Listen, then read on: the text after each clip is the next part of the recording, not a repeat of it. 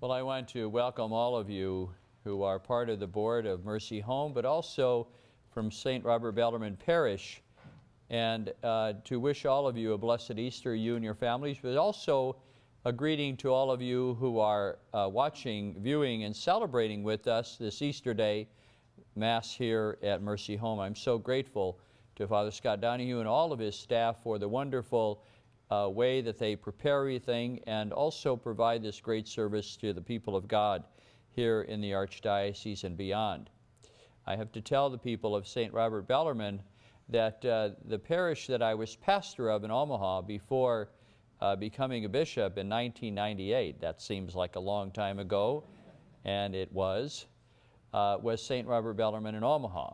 And I still have great affection for that parish community that is dedicated in honor of a great saint, Jesuit saint, Cardinal Bellarmine, Saint Bellarmine.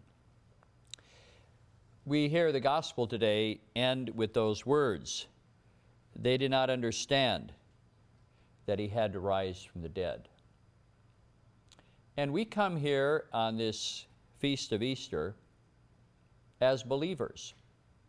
We really can't comprehend what it means for Jesus to be raised from the dead. It's an experience outside of our field of living. We don't know anybody else who has been risen from the dead. We've never met anybody like that. And the disciples had neither. And so we are called to, before we understand it, to still believe in it. And that's very hard for us rational-minded individuals, to believe in something that we don't fully understand. How do we have that kind of faith? How do we have the kind of faith that says that I trust in Jesus being raised from the dead without really understanding it? What does that mean? What does it take? How do we get there? Well, we have here in this gospel text a kind of a template, a kind of an example of how maybe we should foster that kind of faith. The first thing we see is that Mary Magdalene, a woman who was close to the Lord, did what she did every other day. What we do every day. We get up in the morning. And she got up early that morning while it was still dark. The sun was just maybe coming over the horizon. And she had an inspiration to go to the tomb. We hear in the other Gospels that she went to put the spices there at the tomb, which was the custom. But she went and experienced on that day something altogether new.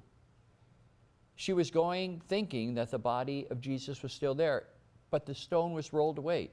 She didn't go into the tomb, but she saw that there was something different. So coming to the kind of faith we should have begins with how we treat each day when we get up. Is it an opportunity of God's grace to work in our lives? And the problem is that as we get older, the days fly by, and they all kind of accordion together. They all kind of crunch together in a blur. But to have a real vivid faith means to start each day consciously aware that each day is different. Didn't Jesus, when he taught us to pray, give us a word, give us this day our daily bread?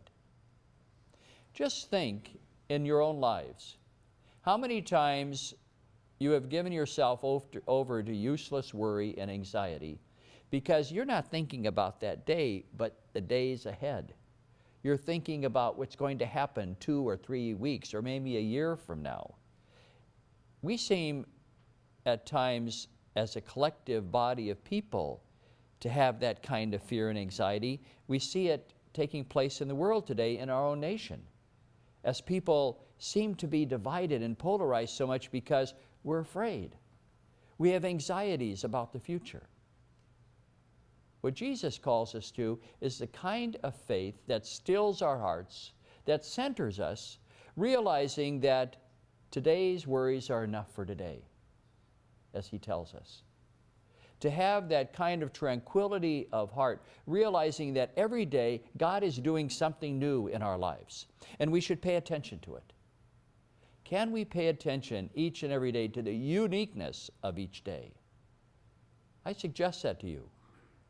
And if you do, there will be a calmness, a sense that there's something new happening in your life, that you can believe that Jesus is with you as the risen Lord, even though you don't understand it.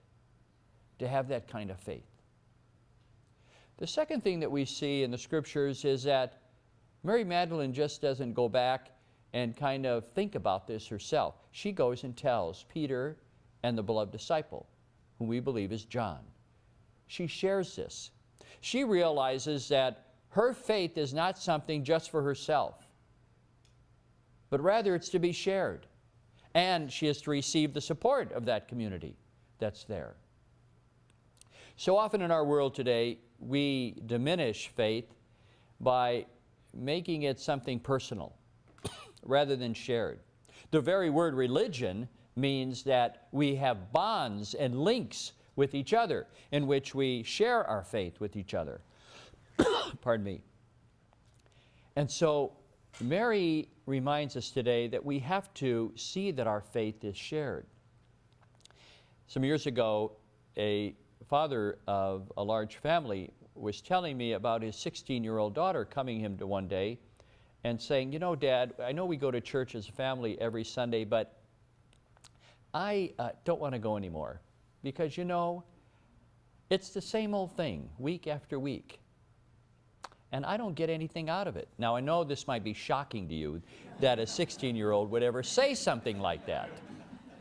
You know, so calm your fears here. And the father didn't get angry. All he said was, you know, I get that. It's tough to do something that's monotonous, that's the same old thing, and especially if you don't get anything out of it. He said, for instance, for the last 4 years, I've been getting up at 5 o'clock in the morning, 3 times a week, to take you to swim practice. And I sit there and I watch you go back and forth, and it's the same thing. And I don't get anything out of it. But he says, when I see what it does to you, and how it really gives you joy in your life, and makes a difference and rejuvenates you, then I say it's good enough for me to be there because of what it does for you. Think of that then when you go to Mass. Look at the people around you who need a young face, who need maybe a family who's there to comfort them, to encourage them, especially if they're having a bad time. Go there not because of what you're going to get out of it, because of what you're sharing with other people. That's what Mary Magdalene understands.